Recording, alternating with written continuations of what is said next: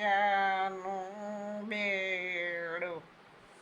પાણી જતા ઝીલણિયા તળાવરે પ્રભુજી મારા હરિના ભજનમાં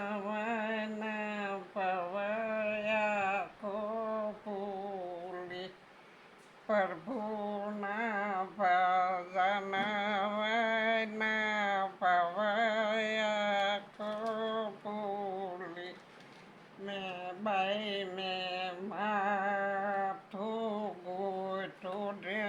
મેં તો વેળા જવાયા